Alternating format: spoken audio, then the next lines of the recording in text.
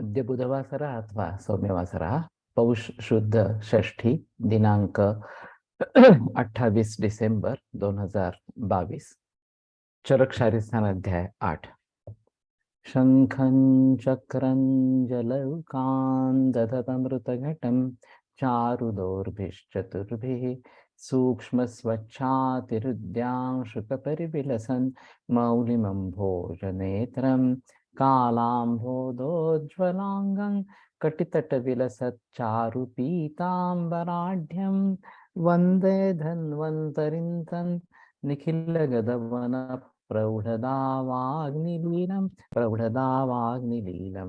ब्रह्मणो हि समारब्धा मात्रेयाद्येषु पूजिताम् अस्मदाचार्यपर्यन्तां वन्दे गुरुपरम्पराम् आयुर्वेदरतं वन्दे माधवाख्यं महागुरुम् आयुर्वेदामृतं सर्वं शिष्येभ्यो यः प्रदत्तवान् द्रष्टाज्ञानी दृष्टकर्मा कृतकर्मा तथैव च अध्यापको विश्वश्रेष्ठो महान् संशोधकस्तथा गुणैरेतैः समुदितैः यत्कार्यं प्रतनोदितः समृद्ध्यर्थं हि कार्यस्य वयं नु प्रयतामहे सरस्वत्यै नमो यस्याः प्रसादात् पुण्यकर्मभिः बुद्धिदर्पणसङ्क्रान्तं जगदध्यक्षमीक्षते आत्रेयं प्रथमं वन्दे आयुर्वेदजगद्गुरुम् आयुर्वेदामृतं सर्वं गृहीत्वा हि सुरेश्वरात् अग्निवेशादिकेभ्यो यत् प्रयच्छत् मुनिसत्तमः प्रथमं तन्त्रकर्तारम् अग्निवेशं नमाम्यहम्।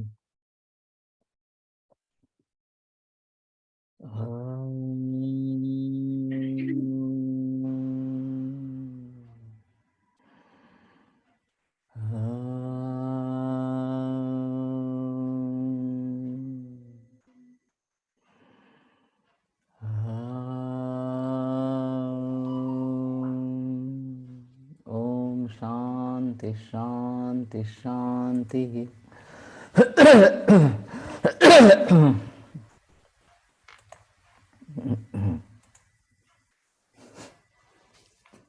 क्रीडनकानि खलु कुमारस्य विचित्राणि घोषवन्ति अभिरामाणि च अगुरूणि च अतीक्ष्णाग्राणि च अनास्य प्रवेशीनि च अप्राणहराणि च अवित्रासनानि स्युः। तो ये खिलौने बालकों के लिए ये एक बड़ी दुनिया है और पूरे विश्व भर में इसका व्यापार चलता रहता है इस प्रकार से।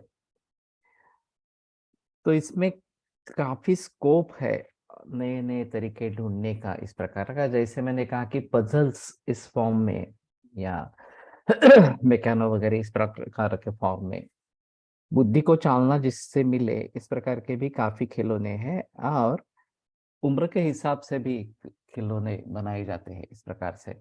तो ये विचित्र होने चाहिए, उसमें आवाज आनी चाहिए, सुंदर होने चाहिए दिखने में, ज्यादा भारी नहीं होने चाहिए, अतीक्ष्णाग्र इस प्रकार का हो, मुख में प्रवेश न हो सके इस प्रकार के हो और प्राणहर भी न हो और भयभीत करने वाले भी न हो इस प्रकार से।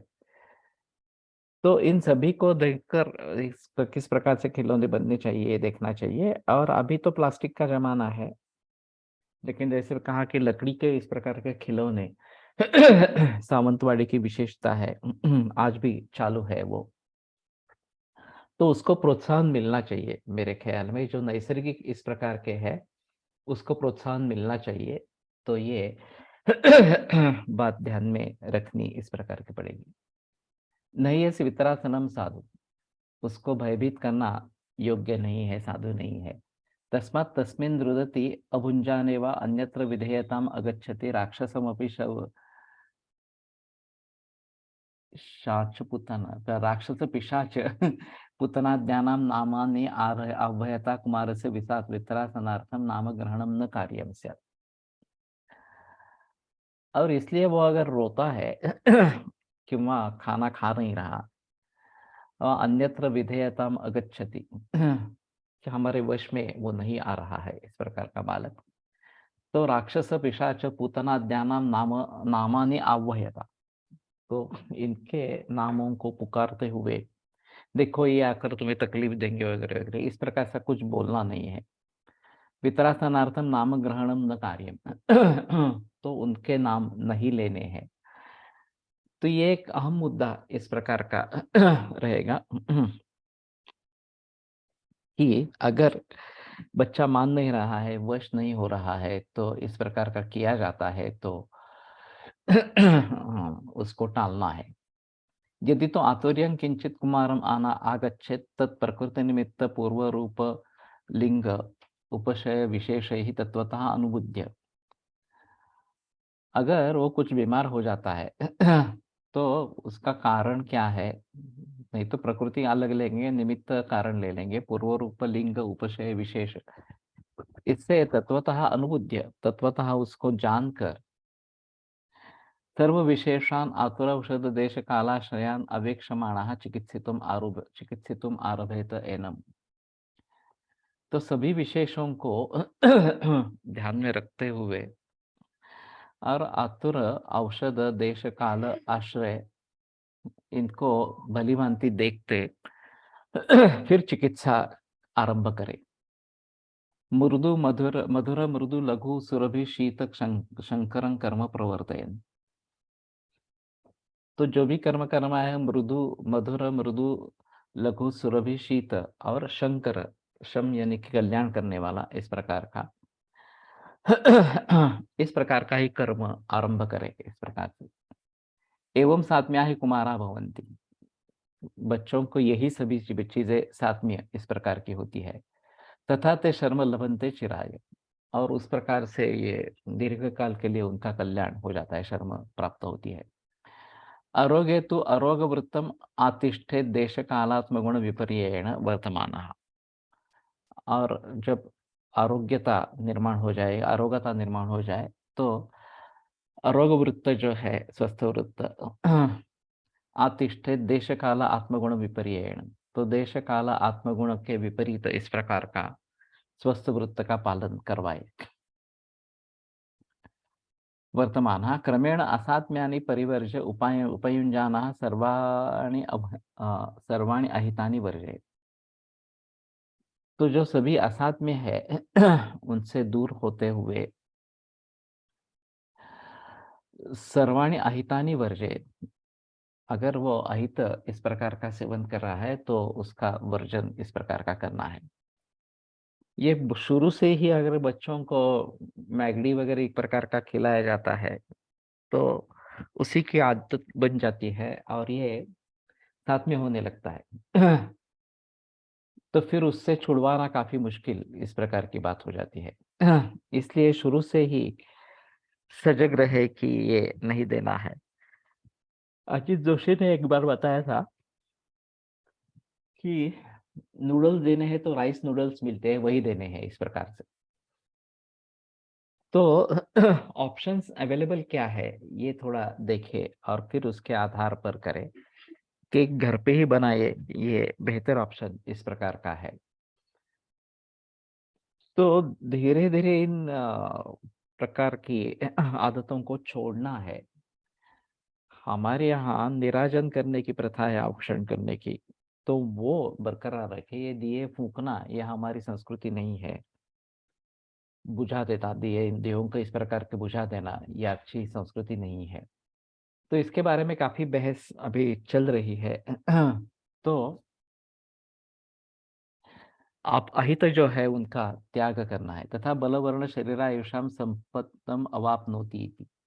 तो बलवर्ण शरीर आयुष इतनी संपत्ति उसकी उसको प्राप्त हो जाती है। तो मुझे लगता है कि हमारे पास बच्चे कम आते हैं वैसे ट्रीटमेंट के लिए। मुख्य प्राण पेडिट्रिशियन का रहता है, वहां पे अगर कुछ नहीं होता है तो ही हमारे पास आते हैं। तो इसका प्रचलन बढ़ाना चाहिए। दुर्दैव से आयुर्वेद में पीडियाट्रिक्स जो बनते हैं वो सभी एलोपैथी माइंडेड है। एक हाथ दूसरा अपवाद होगा, बाकी सभी एलोपैथी माइंडेड है। तो ये स्थिति तो बदलनी चाहिए। जैसे गायनेक में भी एलोपैथी माइंडेड ही ज्यादा लोग हैं, कुछ अभी अभी ये आयुर्वेद माइंडेड होने लगे हैं। वैसे शालाक्य में नेत्र रोग में काफी लोग अभी आ रहे हैं। लेकिन ईएनटी में ज्यादा लोग नहीं है, आयुर्वेद करने वाले लोग नहीं है इस प्रकार से। तो हमें थोड़ा सा सजग होकर पीडियाट्रिक्स में अगर हम कुछ कर पाएंगे तो ज़्यादा अच्छा इस प्रकार का रहेगा। और पीडियाट्रिक्स एलोपैथी में तो अलग कर दिया है। लेकिन मुझे लगता है कि गर्भिणी अवस्था या उसके पूर्व से पीडियाट्रिक्स के बारे में सोचना है, क्योंकि वहां पे नींव डाली जाती है, गर्भावस्था में ही नींव डाली जाती है। और वो अगर अच्छी बनेगी तो फिर आगे मुसीबत नहीं आएगी। और ये वैक्सीनेशन का मामला बहुत संगीन है, तो मालूम नहीं ये कब बदलेगा नहीं बदलेगा इस प्रकार से। लेकिन विदेशों में इसके बारे में काफी हलचल है, खास करके वैक्सीनेशंस के जरिए ऑटिज्म हुआ ये सिद्ध होने से उसके बारे में बहस चल रही है। लेकिन हमारे यहाँ तो फिर भी वैक्सीनेशन का गुणगान ही है, और सभी समस्याओं का उपाय वैक्सीनेशन यही है, इस प्रकार का मानकर चल रहे हैं।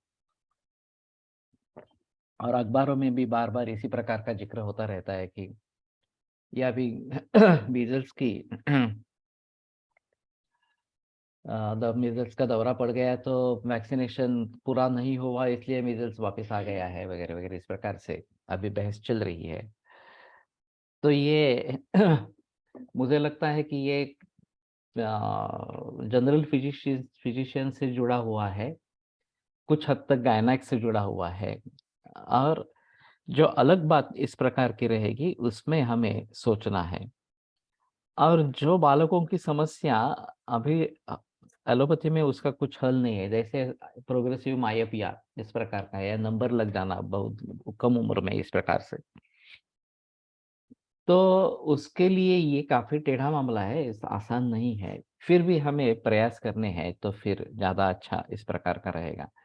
एलोपैथी की जहां जहां कमियां हैं और हम कुछ कर सकते हैं, वहां सभी क्षेत्र में हमें कोशिश करनी पड़ेगी। एवं एनम कुमारम आयौवन प्राप्तेः धर्मार्थ कौशलाम गमनात् चानुपालयेत्। तो यौवन प्राप्त है, यौवन प्राप्त होने तक 16वें बरस तक धर्म अर्थ कौशल आगमनात् च अनुपालयेत्। तो ये सबसे अहम मुद्दा है, धर्म अर्थ कौशल और इन आगमन इससे अनुपालन इसका करे। तो वस्तुस्थिति ऐसी है कि पाश्चात्य देशों में स्वतंत्रता को बहुत ज्यादा महत्व दिया गया है, और 1 बरस का बालक अलग सोना ही चाहिए, यहाँ से लेकर डेटिंग बहुत अर्ली एज में शुरू इस प्रकार का हो जाता है, और पैसे कमाना आवश्यक हो जाता है इस प्रकार से। तो शिक्षा जो है अधूरी छोड़ देते हैं इस प्रकार से। तो ये बात नहीं होनी है इस प्रकार से। तो 16 बरस तक निगरानी उसकी अच्छी होनी चाहिए, उसके ऊपर कंट्रोल होना चाहिए। हमारे यहाँ दशवर्षाणि ताड़येत्, पंचवर्षाणि लालयेत्, दशवर्षाणि ताड़येत्, ये कहाँ का श्लोक है मालूम नहीं है। लेकिन अगर सजा करने योग्य इस प्रकार का पुत्र या छात्र होगा तो सजा मिलनी चाहिए उसको उस जमाने में, क्योंकि वहां पे जो संस्कार होते हैं वो दीर्घकालीन इस प्रकार के होते हैं। उस अवस्था में अगर उसको डांटा नहीं जाए तो फिर ये बिगड़ने के चांसेस ज्यादा है, और फिर आगे संवरने का कोई सवाल नहीं होता। इसलिए उसके ऊपर अंकुश होना बहुत आवश्यक है। और खास करके अभी के जो कोएड एजुकेशन की सिस्टम है, लड़के लड़कियां साथ पढ़ती है, और फिर एक उम्र का लिहाज होता है, एक नॉर्मल अट्रैक्शन इस प्रकार का होता है, और इससे बहक जाने की संभावना दोनों तरीके से है, लड़कियों की वजह से, लड़कियों की तरह से भी और लड़कों की तरह से भी। और अभी भी ये जो बातें बताई जाती है कि एक तरफी प्रेम इस प्रकार से एक तरीके से प्रेम, ये वास्तव में प्रेम नहीं है, ये हवस है, ये लालसा है। तो उसको दूर इस प्रकार का रखना है, उसके ऊपर कंट्रोल ही करना पड़ेगा। और फिर इससे विद्रुपीकरण वगैरह वगैरह इस प्रकार से लालयत पंचवर्षाणि दशवर्षाणि ताड़येत् चाणक्य नीति। ओके। तो कहने का तात्पर्य अर्थ ये है कि हमें इसके बारे में थोड़ा सजग होना ये ज़रूरी इस प्रकार का होगा और स्वातंत्र्य इस उम्र में नहीं होना है। वो अंडर कंट्रोल ही होने चाहिए लड़के-लड़कियाँ। शायद एक बात हो सकती है कि लड़के और लड़कियों के स्कूल्स अलग-अलग ही रहे। एक सामाजिक परिवर्तन के हिसाब से अगर इसको देखा जाए, तो कुछ हद तक ये है कि लड़कियों के स्कूल अलग है, लड़कों के स्कूल कम अलग है, लेकिन लड़कों के भी स्कूल कुछ अलग इस प्रकार के हैं।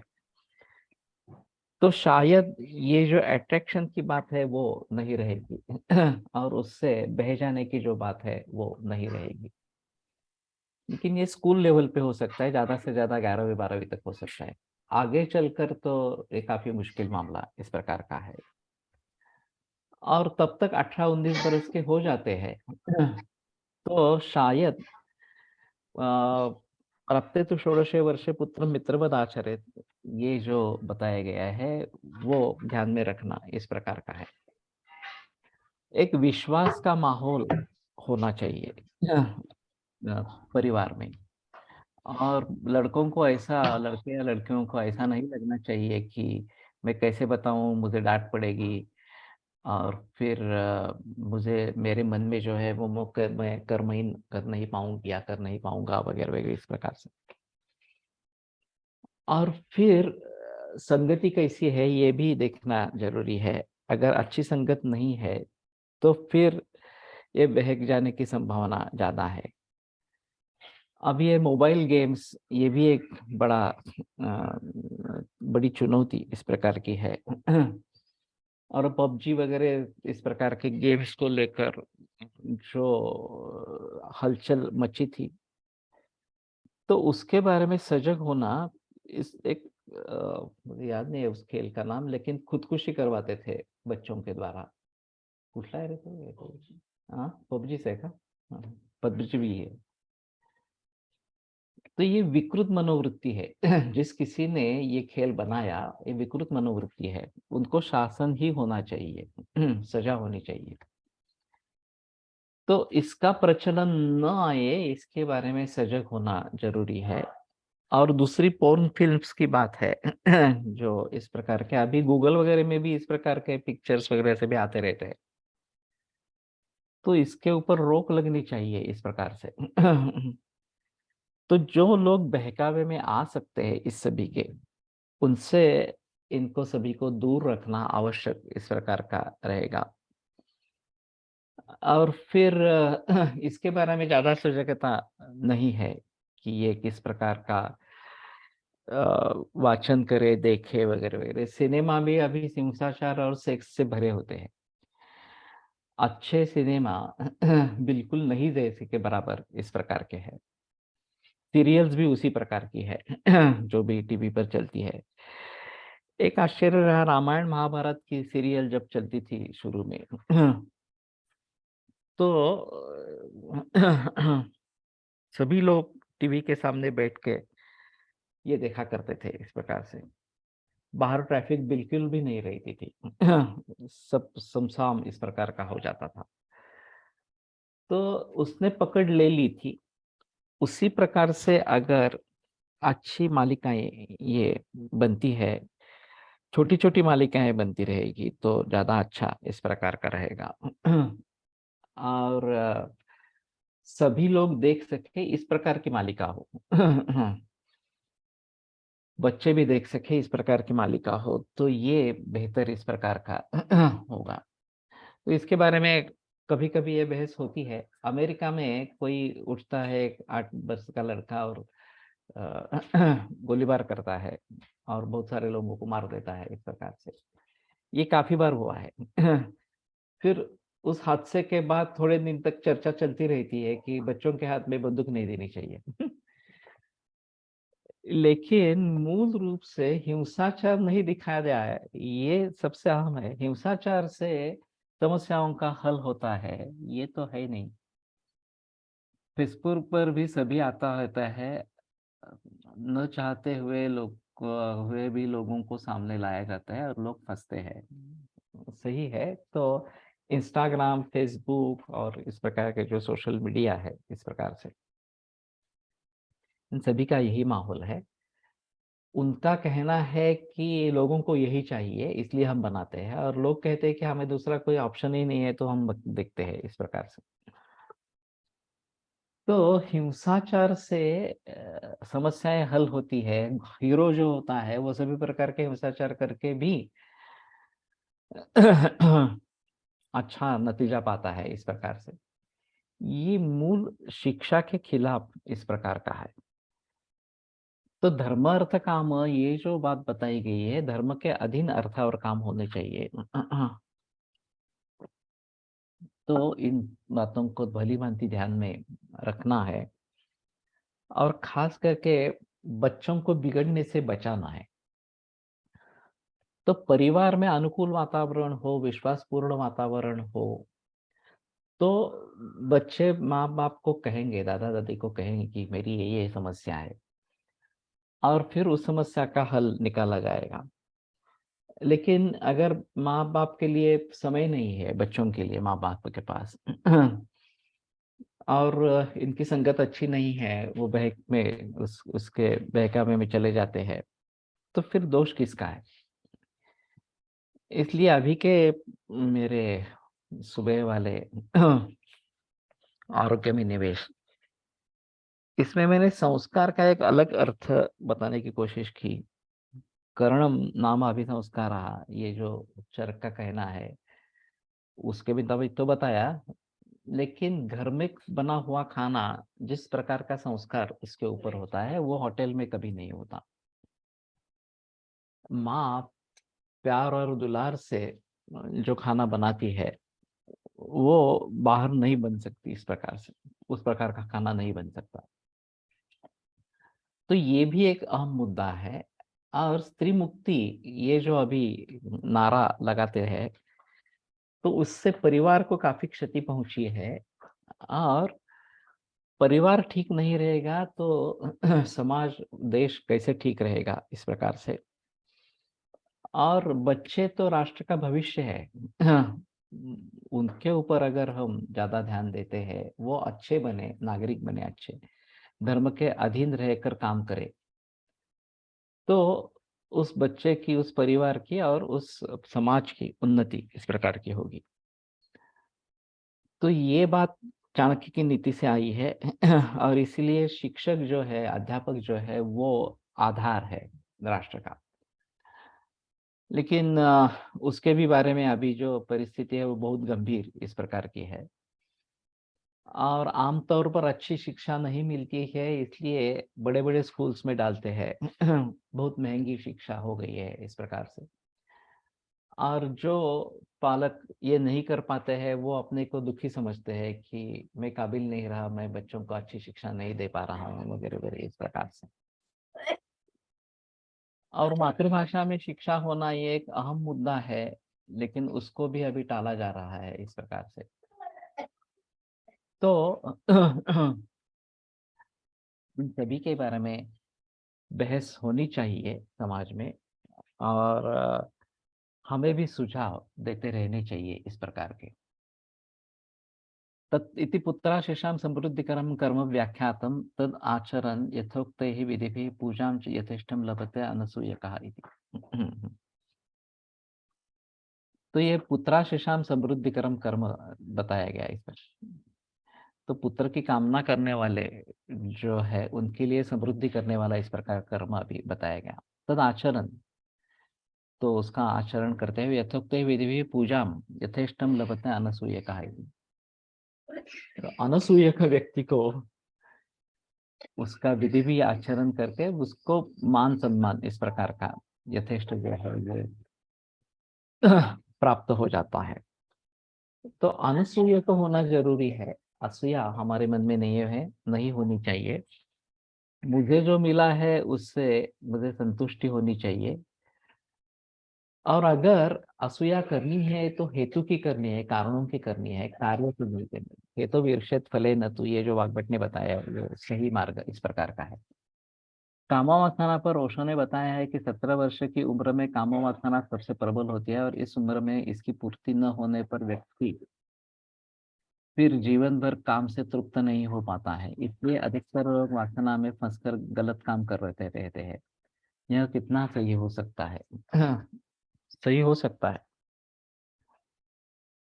पुराने जमाने में छठे बरस में लड़के बाहर निकलते थे घर से गुरु जाने के लिए, और 12 बरस में शिक्षा पूरी हो जाती थी। तो 18वें बरस में वापिस आ जाते थे और अर्थार्जन शुरू करते थे। शादी उससे पहले भी हो जाती थी या फिर आने के बाद शादी हो जाती थी। नहीं तो अर्थार्जन शुरू होने के बाद 20 से 25 के दरमियान शादी हो जाती थी, इस प्रकार के। और अगर इस प्रकार का काम जीवन शुरू हो जाता है गृहस्थाश्रम में, तो ज्यादा दिक्कत वाली बात नहीं है। और ये सेक्स को इतना ज्यादा महत्व नहीं मिलता था, ओपनली इसके बारे में कोई बात नहीं करते थे। अभी ये इतना ओपनली चल रहा है कि लोग कब उसमें फंस जाते हैं उनको भी पता नहीं चलता। उनका कहना है कि यौवन की इस उम्र में काम की पूर्ति होने से फिर व्यक्ति उससे जीवन भर के लिए संतुष्ट हो जाता है और हमेशा काम से पीड़ित नहीं रहता। लेकिन इसीलिए चाहिए कि गृहस्थाश्रम में प्रवेश करें। अभी बढ़ती उम्र ये बड़ी मुसीबत है। लड़के और लड़कियों की दोनों की, क्योंकि शिक्षा ही पूरी होती नहीं है। कम से कम 25 बरस तक तो शिक्षा चलती ही है। डॉक्टर वगैरह लोगों की जो शिक्षा और भी आगे चलती रहती है। तो ये बड़ी मुसीबत का मामला इस प्रकार का है। और अगर हमसे इससे छुटकारा पाना है तो पूरे सिस्टम में परिवर्तन लाना पड़ेगा। शिक्षा पद्धति जो है उसमें परिवर्तन लाना पड़ेगा। और अभी जो बुकिश शिक्षा इस प्रकार की है, पुस्तकी ज्ञान इस प्रकार का है, प्रैक्टिकल से कोई संबंध नहीं है, वो 25 बताई है, ये भी है और 20 भी बताई है। पंचविंशे तत्ववर्षे पुमान् नारीतु षोडशे, ये भी एक श्लोक है। और विंशति वर्ष का भी एक श्लोक अलग है इस प्रकार से। नारी का वय तो 16 इतना ही बताया गया है इस प्रकार से। और 18-19 बरस में अगर बच्चा पैदा होता है तो फिर पूरा लाइफ जो चक्र है उसका आयुष चक्र वो अच्छा रहता है। क्योंकि पोते होना वगैरह जो है वो 50 साल के उम्र के व्यक्ति के लिए हो जाते हैं, तो वो उनकी निगरानी अच्छी तरीके से कर सकते हैं। अभी उम्र काफी बढ़ गए जाने से दादा दादी नाना नानी काफी बूढ़े हो चुके हैं, 65 से ऊपर उनकी उम्र हो जाती है। तो बच्चों को देख नहीं सकते, उनकी परवरिश नहीं कर सकते। अगर आप किसी औरत को वहां पे रखते हैं देखभाल करने के लिए तो यह अलग बात है। ये नहीं है तो काफी मुश्किल इस प्रकार का। सामाजिक परिस्थिती अशी होते की आई बहीण एटसेट्रा घरातील स्त्रिया सोडून अन्य स्त्रिया नजरेला सुद्धा पडत नसत। ये इस प्रकार की तो थी परिस्थिति, क्योंकि वो घर पे ही रहती थी, औरतें बाहर नहीं निकलती थी, लड़कियां बाहर नहीं निकलती थी, तो वो घर पे ही रहती थी, शादी हो जाती थी इस प्रकार से। लेकिन अभी के हिसाब से ये काफी मुश्किल मामला इस प्रकार का है, सामाजिक परिस्थिति। हाँ ठीक है। 25 वर्ष तक ब्रह्मचर्य आश्रम में रहना बताया है, लेकिन ओशो का कहना है ब्रह्मचर्य के नाम पर इस प्रकार के काम को दबाया जाता है तो हानिकारक है। लेकिन फिर भी धर्म के अधीन अगर काम होना है तो धर्म क्या बताता है? कि अनैतिक इस प्रकार का काम न हो, यही धर्म बताता है। तो धर्मेच अर्थेच कामेच नातिचरामी, ये प्रतिज्ञा है विवाह के समय में। तो इन सभी बातों को ध्यान में रखते हुए हमें आगे बढ़ना है। तो अभी के परिस्थिति में क्या कर सकते हैं, ये थोड़ा सोचने की आवश्यकता है। और फिर भी अच्छे घर के युवा युवतियां भी फंस जाती है। जहाँ संस्कार अच्छे हैं वहां भी लोग फंस जाते हैं। तो जहाँ संस्कार की कोई ठिकाना नहीं है संस्कारों का, तो वहां क्या मुसीबत होती रहेगी। तो ये काफी सोचने लायक परिस्थिति है। इसके अनुसार हमारे पूर्वजों में बाल विवाह का प्रचलन सही मान सकते हैं क्या? सही मान सकते हैं। एक दूसरा अजीब रेफरेंस इसमें है, अष्टांग संग्रह में है कि 12 बरस की लड़की और 20 बरस का लड़का, इनकी शादी की जाए और दोनों को 4 बरस के लिए ब्रह्मचर्य रखने के लिए कहा जाए। तो 16 बरस में नारी परिपूर्ण हो जाएगी, तो फिर गृहस्थाश्रम का आरंभ करे और तब तक लड़का भी 24 बरस का हो जाएगा। अब पुराने जमाने में जब एकत्र कुटुंब पद्धति इस प्रकार की थी, तो ये इस प्रकार के निर्बंध रखना काफी आसान था। अभी न्यूक्लियर फैमिलीज है, तो ये काफी मुश्किल इस प्रकार का है। और सीखने के लिए या नौकरी के हिसाब से बाहर रहते हैं लड़के लड़कियां इस प्रकार से, तो उसमें बहकने की संभावना काफी हो सकती है। और फिर सभी वातावरण जो है वो सेक्स प्रोवोकिंग इस प्रकार का वातावरण है, तो उसमें बदलाव लाना जरूरी है। लेकिन ये कौन करेगा? काफी मुश्किल इस प्रकार की बात है। राजस्थान गुजरात के क्षेत्र में जन्म से ही शादी कर दी जाती थी, या अभी भी है। जन्म से पूर्व भी की जाती थी। अगर लड़का हुआ तो या लड़की हुई तो तुम्हारे लड़के के साथ शादी करेंगे, ऐसा भी वचन दे देते थे और निभाते थे इस प्रकार से। ये काफी अजीब मामला है इस प्रकार से। और पुराने जमाने में ये जो प्रचलन बीच में आया कि लड़के लड़कियों को दिखाना और फिर शादी तय करना, ये भी नहीं था। बुजुर्ग व्यक्ति शादी तय कर देते थे और लड़के लड़की जब शादी शुरू होती थी तभी उस समय एक दूसरे को देखते थे इस प्रकार से। अभी बच्चे जो बॉयफ्रेंड गर्लफ्रेंड के चक्कर में पड़कर शादी से पहले ही भाग जठर है, तो इसमें समय पर शादी न होना एक बड़ा कारण हो सकता है, भाग रहे हैं।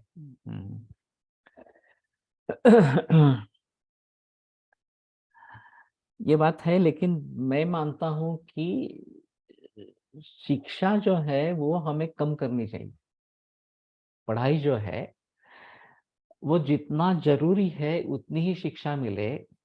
आगे अगर किसी को जाना है, ज्यादा गहराई में जाकर सीखना है, वो बाद में भी कर सकता है। और वैसे लोग कर सकते हैं, करते हैं। अभी भी बहुत सारे लोग इंजीनियर होकर आईटी में घुसना चाहते हैं, तो आईटी कोर्सेज करते हैं, शादी हो चुकी होती है, लड़के होते हुए फिर भी करते हैं इस पर रखते हैं। मुक्त लैंगिक आचरण स्वीकारून पाश्चात्य लोकांची आज काय परिस्थिती आहे हे दिसतेच आहे। त्यामुळे संयमित कामजीवन ही भारतीय पद्धत अधिक श्रेयस्कर आहे। इसमें संदेह नहीं है। और विदेशों में और भारत में बड़ा फर्क है, और इसलिए विदेशों में रहना काफी महंगा पड़ सकता है। मैं ऑस्ट्रेलिया में जहाँ पे जाता था, उनकी लड़की 10 बरस की हो गई थी, born and brought up in Australia इस प्रकार की थी। तो वो सोच रहे थे कि भारत में वापस जाना है। लेकिन दूसरी बरस में गया तो भी ये सिलसिला वैसा ही चल रहा था, वही चर्चा चल रही थी, जाना है नहीं जाना है, और अंत में उन्होंने निर्णय लिया कि नहीं जाएंगे, यहीं पे रहेंगे इस प्रकार से। तो इसके पीछे यही राज था कि डेटिंग शुरू हो जाएगा और उसका हम काबू नहीं पा सकेंगे। सगळं होणारच ना कलियुगात, धर्म चतुर्थांश शेष आहे, तर समाजाकडून किती व काय अपेक्षा ठेवायची। ऐसा है, इसको इसी प्रकार से होना ही है, ये अगर मानकर चलेंगे तो जो थोड़ा बहुत धर्म बचा है वो भी नहीं टिकेगा। तो जो लोग ये समझते हैं वो तो आचरण करना आरंभ करें। बाकी लोग बाद में सबक सीखेंगे, ये बात हो सकती है। जब उससे नुकसान होता है, दुख मिलता है, तो शायद वो समझ पाएंगे कि ये जो कर रहे थे ठीक नहीं था, और बुजुर्ग लोग जो कह रहे थे वही करना उचित इस प्रकार का है। लेकिन जो समझते हैं वो तो करे अपने अपने हिसाब से इस प्रकार से। और इसलिए अब फिलहाल मैंने इस्कॉन के स्कूल में एक लेक्चर दिया था पौगंडावस्था के छात्रों के लिए, और श्रुति ने लड़कियों के लिए इस प्रकार से लेक्चर दिया था। तो यही सभी बातें थी। अब इस्कॉन के तो खुद के कुछ संस्कार अच्छे हैं तो उसमें ज्यादा दिक्कत वाली बात नहीं है।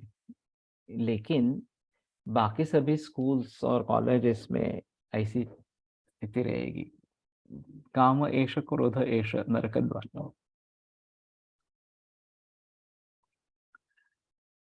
तो धर्म के अधीन होना ये सबसे अहम मुद्दा है। और माँ बाप ही अगर इस प्रकार से नहीं कर रहे हैं तो बच्चों से कैसे अपेक्षा की जाएगी। और जब उसके दुखद परिणाम भुगतने पड़ते हैं, मैंने विदेशों में तो काफी देखा है कि लड़का होता है, लड़की होती है, फिर डिवोर्स हो जाता है। वहाँ लिविंग इन रिलेशनशिप ज्यादा है, 75% है, 25% लग्न विवाह करते हैं, और उसमें से 75% डिवोर्स हो जाते हैं। तो ये उनके न्यायालय के हिसाब से 5 दिन माँ के पास, 2 दिन पिता के पास, इस प्रकार का दिया जाता है, बच्चों को भेजा जाता है। तो ये बच्चों की स्थिति क्या होती होगी? उनकी मानसिकता किस प्रकार से बनती है? नानल सर ने एक लड़के को पूछा था कि तुम्हारे पिता का नाम क्या है। 8 बरस का लड़का था। तो उसने तुरंत पूछा कि which father do you mean, my biological father और the father with whom my mother lives now. 8 बरस के लड़के को ये सब मालूम है कि उसका सही पिता अलग ही है, अभी जो पिता के रूप में उसके घर पे है वो अलग है, वो कितने दिन रुकने वाला है मालूम नहीं है। और लिव इन रिलेशनशिप भी हो सकती है, पिता भी नहीं हो सकता, शादी भी नहीं होती इस प्रकार से। और इसी के जरिए लड़की है अगर, तो उसको ऊपर रेप होता है, जो सो कॉल्ड पिता होता है, दूसरा पिता, वो रेप करता है। और ये भी अजीब बात है, हम यहाँ सोच भी नहीं सकते कि पिता अपने लड़की पर रेप करेगा इस प्रकार से। लेकिन विदेशों में ये होता है, क्योंकि ये सगा पिता है ही नहीं इस प्रकार से। In Western country now, psychotherapy models are coming based on Indian culture and marriage system, etc.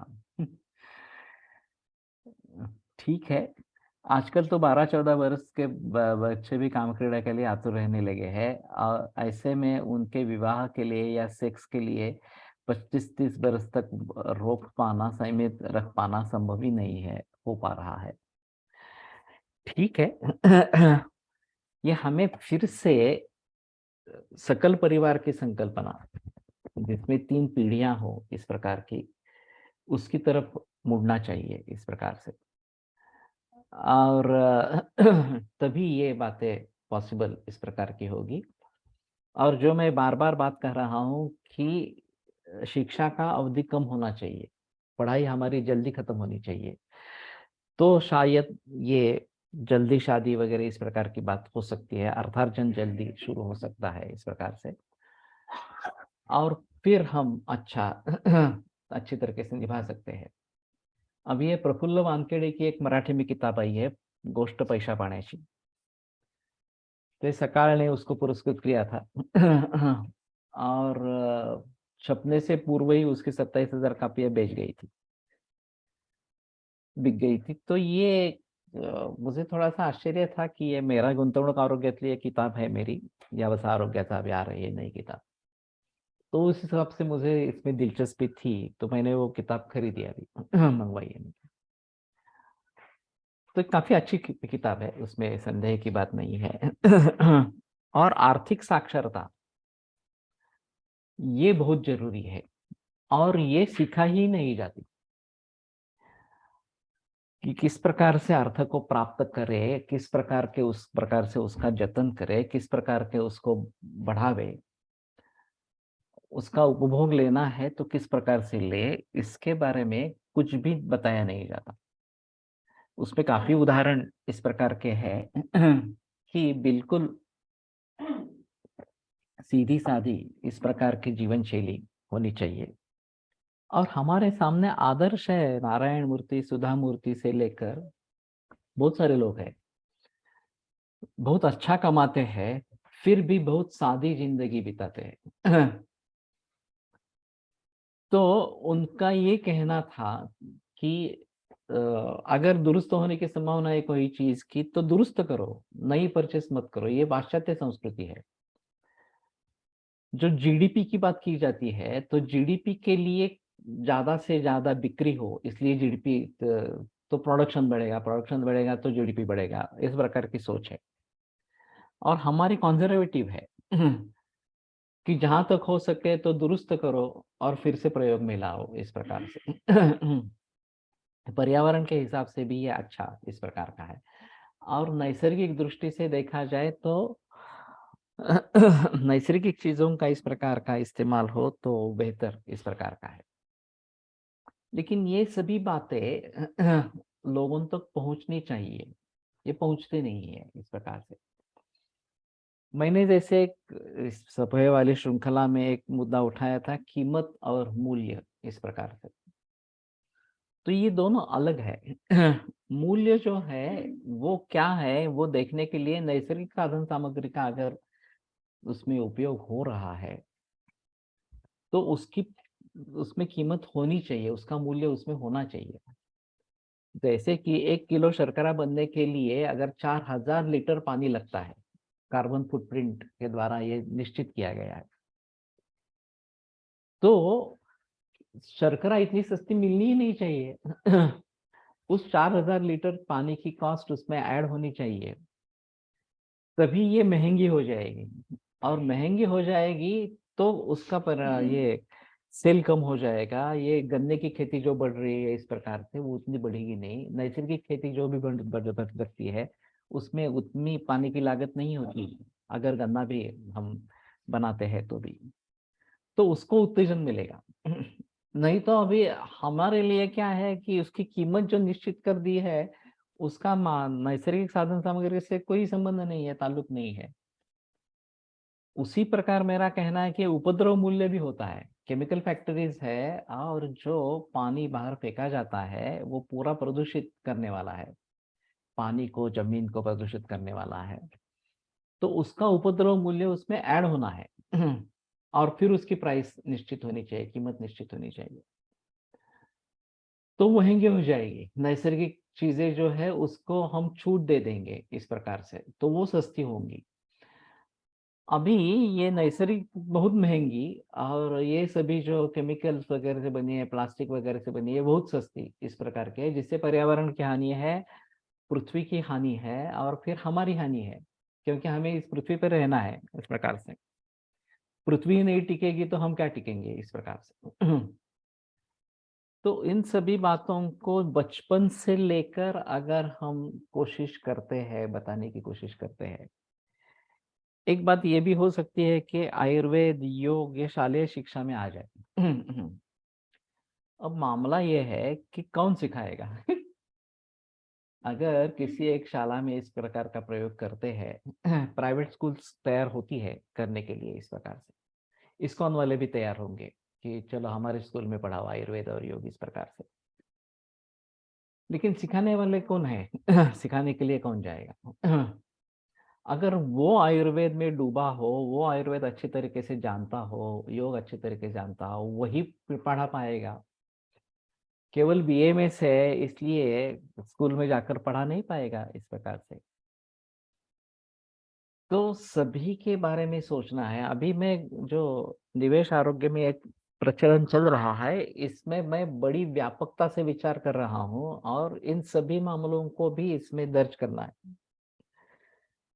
उनका समावेश इसमें होना है, पूरी शिक्षा पद्धति के बारे में होना है, ये परिवार के बारे में होना है और रीयूज़ वगैरह-वगैरह इस प्रकार के जो बारे में बताया, पर्यावरण के बारे में बताया जाता है, उसका भी समावेश होना चाहिए क्योंकि ये सब हमारे आरोग्य से जुड़े हैं।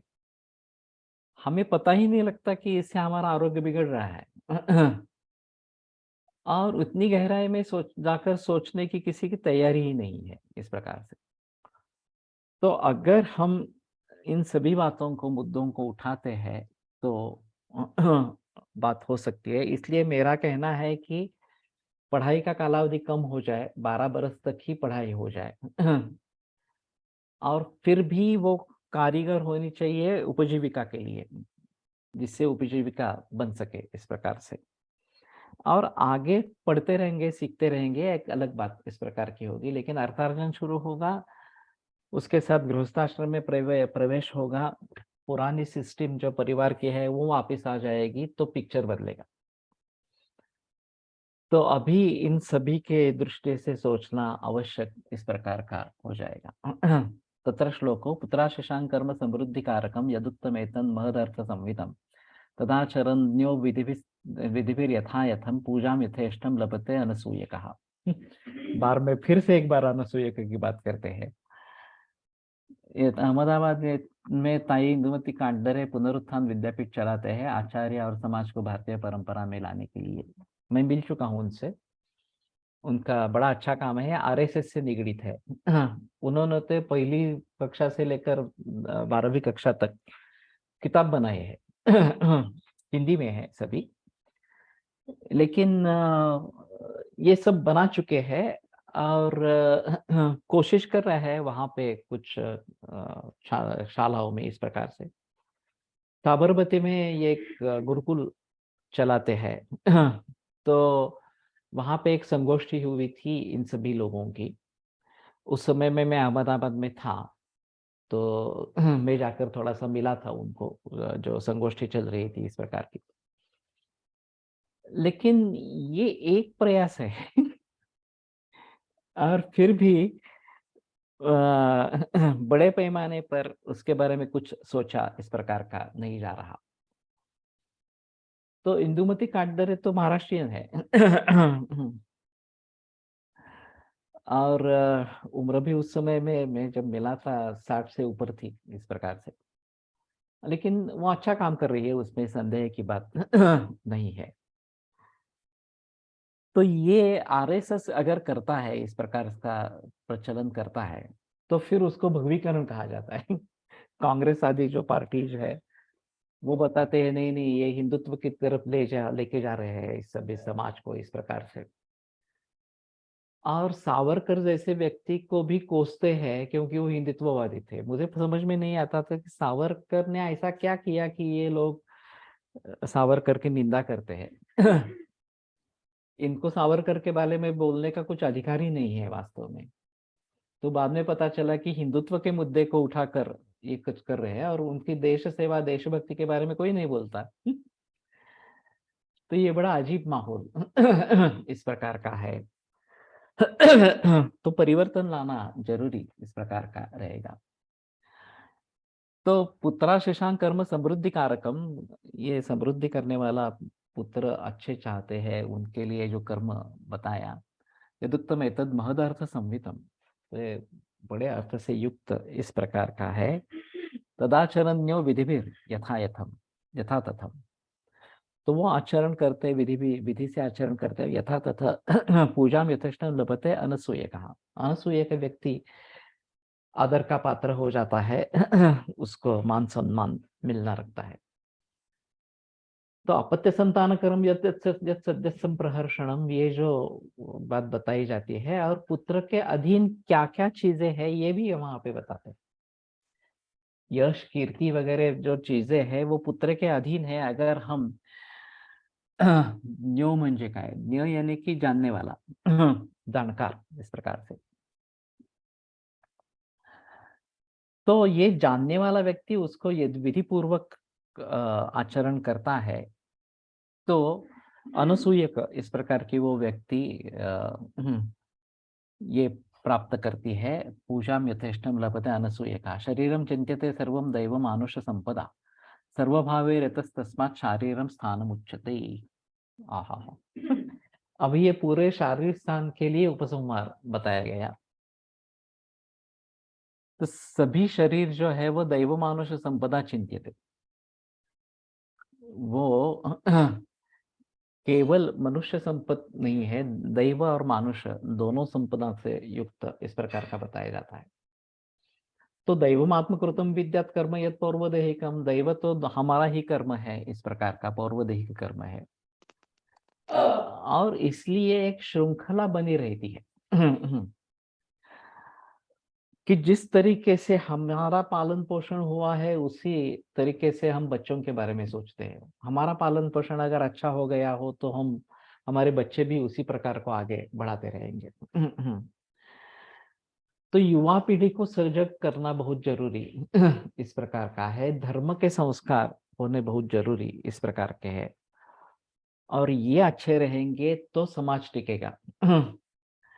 जो बुरी इस प्रकार की गतिविधियां हैं वो बंद होगी, अच्छी गतिविधियां चलती रहेगी इस प्रकार से।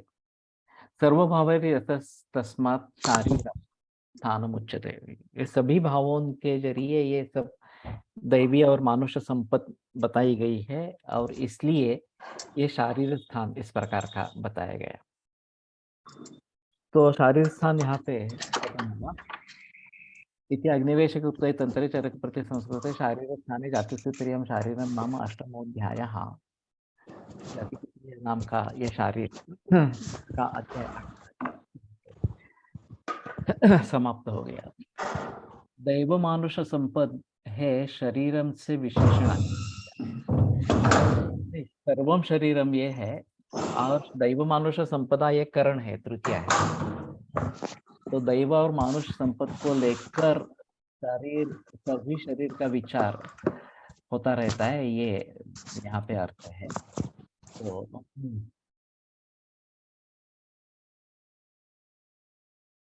माइक चल रहा है, बंद नहीं हो रहा। तो शरीर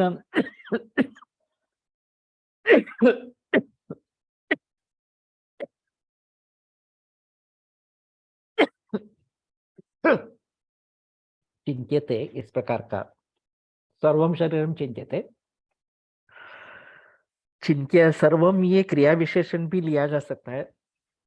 शरीरम दैव मानुष संपदा सर्वम चिंत्यते। दैव मानुष संपत्ति से सभी तरीके से शरीर की चिंता होती है। नहीं तो शरीरम नाम चेतनाधिष्ठान भूतम पंचमहाभूत विकार समुदायात्मकम समन्वयोग वाही, ये शरीर की व्याख्या लेते हैं तो ये सभी भाव इसमें आ जाते हैं।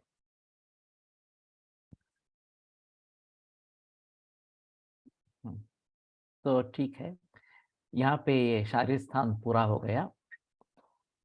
अभी इंद्रिय स्थान आरंभ हो रहा है। ये भी दुर्लक्षित है काफी। वैसे शारीरिक स्थान भी मैंने काफी दिनों के बाद, काफी वर्षों के बाद फिर से पढ़ा। और बार बार पढ़ेंगे तभी गहराई में इसके बारे में सोच हो सकती है। तो हमें अच्छी तरीके से ये बार बार पढ़ते रहना चाहिए, इस प्रकार की स्थिति है।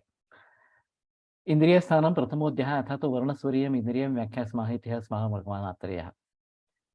इह खलु वर्णश्च स्वरश्च गन्धश्च रसश्च स्पर्शश्च चक्षुश्च श्रोत्रञ्च घ्राणञ्च रसनञ्च स्पर्शनञ्च सत्त्वञ्च भक्तिश्च शौचञ्च शीलञ्च आचारश्च स्मृतिश्च आकृतिश्च प्रकृतिश्च विकृतिश्च बलञ्च ग्लानिश्च मेधा च हर्षश्च रौक्ष्यञ्च स्नेहश्च तन्द्रा च आरम्भश्च गौरवञ्च लाघवञ्च गुणाश्च आहारञ्च विहारञ्च आहारपरिणामश्च उपायश्च अपायश्च व्याधिश्च व्याधिपूर्वरूपञ्च वेदनाश्च उपद्रवाश्च छाया च प्रतिच्छाया च स्वप्नदर्शनश्च दूताधिकारश्च पथि च उपाधिकं च अतुरकुल भावावस्थान्तराणि च भेषज संवृत्तिश्च भेषज विकारयुक्तिश्च इति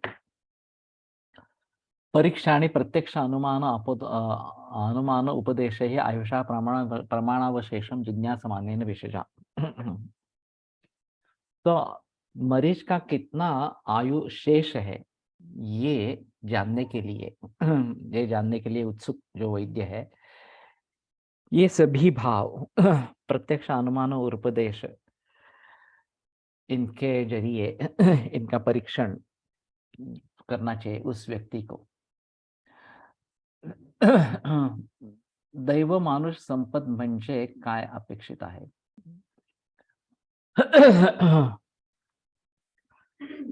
मुझे लगता है कि दैवे पुरुषकार्येच स्थितं यस्य बलाबलं तयोरुदार्योर्युक्तिर्दीर्घस्य ससुखस्य च नियतस्य आयुषो हेतुर्विपरीतस्य चेतरा। ये विमान स्थान तीसरे अध्याय में जो बताया गया कि दैव और पौरुष, इन दोनों पर ये सब निर्भर होता है, सुख दुख वगैरह वगैरह सभी बातें। ये अगर अच्छे हैं दोनों, पूर्व कर्म भी अच्छा है और अभी जो कर रहे हैं वो भी अच्छा है, तो दीर्घ और सुसुख इस प्रकार का आयुष होगा। और विपरीत से चेतरा, अगर विपरीत है तो दुख युक्त और अल्पायु इस प्रकार का होगा। मध्यम मध्यम सहिष्णुता, अगर दोनों में से कुछ भाव है कुछ नहीं है इस प्रकार से, तो मध्यम आयुष्य इस प्रकार का रहेगा। तो पौरुष तो हमारे हाथ में है और पौरुष को हम भली भांति देख सकते हैं, लेकिन दैव के बारे में पता नहीं चलता, दैव किस प्रकार का है। मेरे पास यहाँ एक ऑस्टियोसार्कोमा की केस थी, 18 वर्ष की लड़की थी। ये टीबिया में हुआ था और फिर वो बर्स्ट ओपन हुआ, फिर उसमें मैगेट्स हुए और पूरे शरीर में फैल गया वगैरह वगैरह इस प्रकार से। तो शुरू से ही ये पता चल रहा था कि ये केवल इस जन्म का नहीं है, पिछले जन्म से आ रहा है और दैवकृत ही है इस प्रकार। फिर भी ज्योतिषी लोग, आध्यात्मिक लोग कहते थे नहीं वो ठीक हो जाएगी वगैरह इस प्रकार से। वास्तव में ऐसा नहीं हुआ, उसकी मौत हो गई। तो दैव हम क्या लेकर आते हैं, हमारा ही कर्म, इसके ऊपर काफी बातें निर्भर होती है। अभी हमें जो करना है वो एक अलग बात। जो लड़के लड़कियां पैदा होगी वो किस प्रकार के दैवों को लेकर आएगी, इसके बारे में हमें पता नहीं है इस प्रकार। शायद ये बात हो सकती है कि अगर हम अच्छा बर्ताव करें, ये पंचकर्म करके, रसायन वाजीकरण करके अपत्य को जन्म दे, तो शायद अच्छे दैव वाले लड़के लड़कियां हमारे गोद में पलेगी। लेकिन फिर भी इसके बारे में कोई निश्चय इस प्रकार का नहीं है, क्योंकि हमें पता ही नहीं चलता। हे सगळ्या पंचकर्मांमध्ये शारीर भाग हे करता, पण दैवी भागावरचा काय वेगळं करता येईल? दोन्ही एकमेकांवरती अवलंबून आहेत ना, असं नाही आहे। असं काही नाही, त्याचं दैव इसलिए अभी मैं क्या चाहता हूं कि केवल शरीर नहीं देखना है, मन बुद्धि अहंकार इन सभी का रोल इसमें घेऊन बघता येईल। मन बुद्धि आत्मा अहंकार इन सभी का रोल इसमें है। तो भली भांति उन चीजों को देखकर हमें आगे बढ़ना है। तो ठीक है, रुकते हैं। आयुर्वेद प्रकांड निगदित इह हि शल्यतंत्र प्रधानः शिष्येभ्यः शाश्वतोऽयं निखिलजनकृपा व्याप्तचित्तेन येन आयुर्वेदस्य वाञ्छन् पुनरपि भुवने ताञ्च सुष्ठु प्रतिष्ठां श्रेष्ठं धन्वन्तरिं तं प्रणमति च सदा वैद्यवर्गो हि नूनम्। ओम